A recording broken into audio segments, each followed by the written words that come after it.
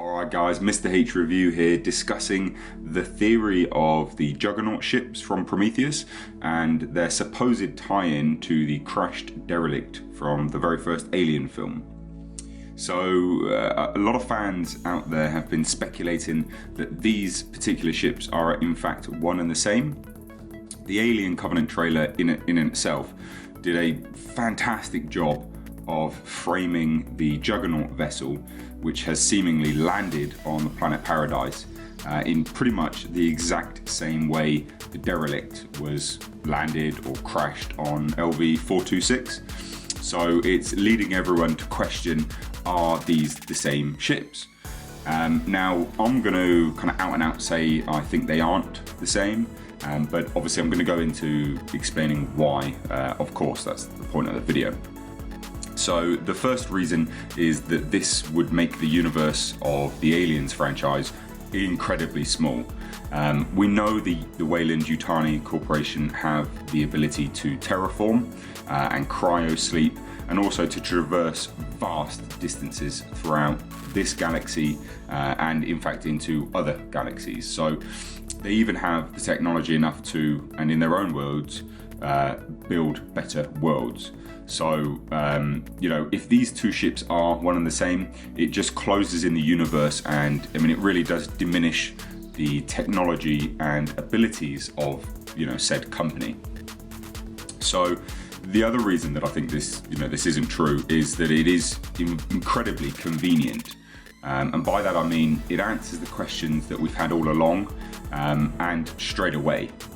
You know, there's no other questions there, are there? So if these ships are the same, it would be, you know, really anticlimactic, and no matter really how you frame it or what storytelling devices you use, it would be, you know, way too convenient, and would be pretty underwhelming. And I mean, I know I would be disappointed if they were the same. And in terms of disappointment and, you know, it being underwhelming, we know that if you know, movie franchises do this, you know, it does happen. You know, Star Wars and Boba Fett comes to mind. He was a massive fan favourite, and even became a pop culture figurehead until his backstory was explored in the prequels, and now he's been proven to be no different to a common clone trooper. So, you know, we know this from, you know, historical movie franchises that, you know, making things convenient and shrinking the universe is not a good thing to do. So I also don't think Ridley Scott will actually make the same mistake. And the reason for that is that Ridley Scott likes to leave more questions than he does answer them. And this will go massively against his normal way of handling films. We know this again to be the case from Alien, and I mean even films, you know, like Blade Runner. So, you know, it isn't his normal way to do things. So moving on, the planet itself is completely different. I mean, it's not the same. LV-426 is a mountainous, horrendous planet with awful atmosphere. It's, you know, it's not somewhere that is lush and green and has forests like the planet Paradise. So it could be argued that an outbreak could occur, a nuke could be dropped, and the planet, you know, ruined. I simply don't think that there would be enough time in this movie to explore all of the plots that they've kind of outlined are going to be happening, and then also this new, you know, plot as well. I just don't think that there's enough time, and it would be pretty messy, it would be pretty choppy, and not only that, if this was the case, it would run really close to the original timeline of Alien and in kind of storytelling. Where would we go in the next two movies that have already been confirmed to be happening?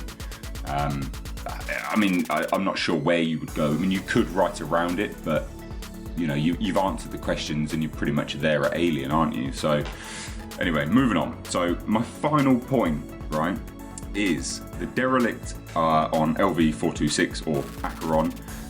Now this planet we don't know an awful lot about, but within the viral marketing for Prometheus, there is actually a translated infographic courtesy of the Weyland-Yutani Corporation, Now, this is translated from engineers, so it relates to the black goo and their information surrounding it, what they know, and it kind of reads almost like a scientist's data sheet or kind of like a report. So this infographic specifically tells of Test Planet Alpha, where they tested the black goo on an indigenous life-filled planet, and currently there's new viral marketing being released for Alien Covenant, and we have the mother computer. Now, if you put in to mother, right, and you ask, basically you question on Test Planet Alpha, mother's response is simply LV426. So this is, I mean, it's clearly speculation, but if you ask mother a whole bunch of other questions, it comes back with pretty specific answers on can't compute, no further data, things like that. Now, to get this response is maybe coincidental. I don't think it is, and I think that the engineers did test the black goo on this Test Planet Alpha, and that was the result. Basically, LV426 happened.